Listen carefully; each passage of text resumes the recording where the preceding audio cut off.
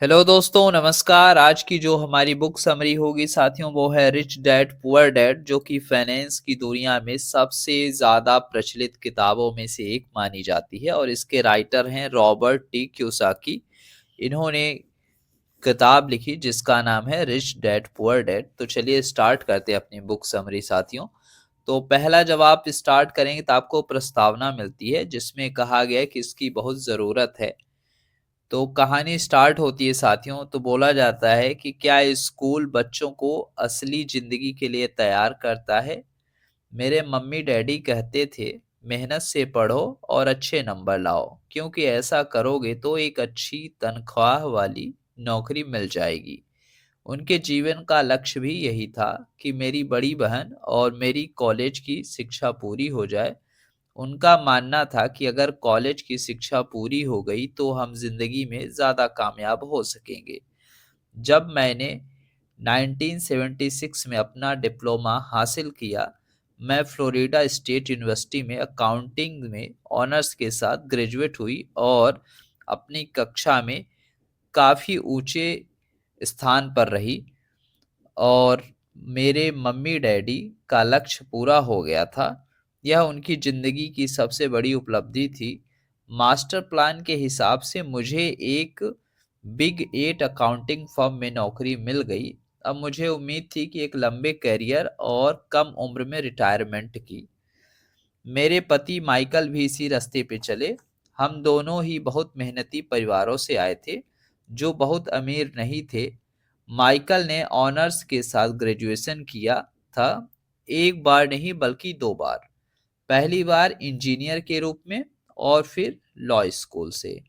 उन्हें जल्दी ही patent law में विशेषज्ञता रखने वाली वॉशिंगटन डीसी की एक मानी हुई लॉ फर्म में नौकरी मिल गई और इस तरह उनका भविष्य भी सुनहरा लग रहा था। उनके करियर का नक्शा साफ था।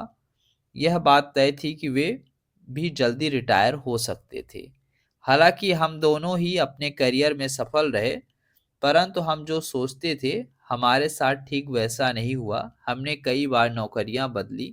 हालांकि हर बार नौकरी बदलने का कारण सही था, परंतु हमारे लिए किसी भी पेंशन योजना में निवेश नहीं किया था। हमारे रिटायरमेंट फंड हमारे खुद के लगाए हुए पैसे से ही बढ़ रहे हैं। हमारी शादी बहुत सफल रही और हमारे 3 बच्चे हुए। उनमें से 2 कॉलेज में और तीसरा भी हाई स्कूल में गया ही है। हमने अपने बच्चों को सबसे अच्छी शिक्षा दिलाने में बहुत पैसा लगाया। 1996 में एक दिन मेरा बेटा स्कूल से घर लौटा। स्कूल से उसका मोह भंग हो चुका था। अब वह पढ़ाई से ऊब चुका था। मैं उन विषयों को पढ़ने में ज़्यादा समय क्यों बर्बाद करूं, जो असल जिंदगी में मेरे कभी किसी काम ही नहीं आए। उसने विरोध किया, यह कहते हुए। बिना सोचे विचारे ही मैंने जवाब दिया, क्योंकि अगर तुम्हारे अच्छे नंबर नहीं आए तो तुम कभी कॉलेज नहीं जा पाओगे, चाहे मैं कॉलेज जाऊं या ना जाऊं। उसने जवाब दिया, मैं अमीर बनकर दिखाऊंगा। अगर तुम कॉलेज से ग्रेजुएट नहीं होगे तो तुम्हें अच्छी नौकरी नहीं मिलेगी। मैंने एक माँ की तरह चिंतित और आतंकित होकर कहा, बिना अच्छी नौकरी के तुम किस तरह अमीर बनने के सपने देख सकते हो? ये मेरा प्रश्न था। मेरे बेटे ने मुस्कुराकर अपने सिर को बोरियत भरे अंदाज में हिलाया। हम यह चर्चा पहले भी कई बार कर चुके थे। उसने अपने सिर को झुकाया और अपनी आंखें घुमाने लगा। मेरी समझदारी भरी सलाह एक बार फिर उसके कानों से भीतर नहीं गई थी। हालांकि वह स्मार्ट और प्रबल इच्छा शक्ति वाला युवक था, परंतु वह नम्र और शालीन भी था। मम्मी, उसने बोलना शुरू किया और भाषण सुनने की बारी अब मेरी थी। समय के साथ चलिए, अपने चारों तरफ देखिए। सबसे अमीर लोग अपनी शिक्षा के कारण इतने अमीर नहीं बने हैं। माइकल जॉर्डन और मैडोना को देखो। यहाँ तक कि बीच में ही हार्वर्ड छोड़ देने वाले बिल गेट्स ने माइक्रोसॉफ्ट कायम किया। आज वह अमेरिका के सबसे अमीर आदमी हैं और अभी उनकी उम्र भी 30 से 40 के बीच है। और उस बेसबॉल पिचर के बारे में तो आपने सुना ही होगा, जो हर साल 40 लाख डॉलर से ज़्यादा कमाता है, जबकि उस पर दिमागी तौर पर कमज़ोर होने का लेबल लगा हुआ है। हम दोनों काफ़ी समय तक चुप रहे। अब मुझे यह समझ में आने लगा था कि मैं अपने बच्चों को वही सलाह दे रही थी, जो मेरे माँ-बाप ने मुझे दी थी। मेरे चारों तरफ की दुनिया बदल रही थी, परंतु हमारी सलाह नहीं बदली थी। अच्छी शिक्षा और अच्छे ग्रेड हासिल करना अब सफलता की गारंटी नहीं रह गए थे। अब हमारे बच्चों के अलावा यह बात किसी की समझ में नहीं आई थी अभी तक। मम्मी, उसने आगे कहा कि मैं आपकी और डैडी की तरह कड़ी मेहनत नहीं करना चाहता। आपको काफ़ी पैसा मिलता है और हम एक शानदार मकान में रहते हैं, जिसमें बहुत सी कीमती चीज़ें हैं। अगर मैं आपकी सलाह मानूंगा तो मेरा हाल भी आपकी ही तरह होगा। मुझे भी ज़्यादा मेहनत करनी होगी ताकि मैं ज़्यादा टैक्स भर सकूं और कर्ज में डूब जाऊं। वैसे भी आज की दुनिया में नौकरी की सुरक्षा बची नहीं है।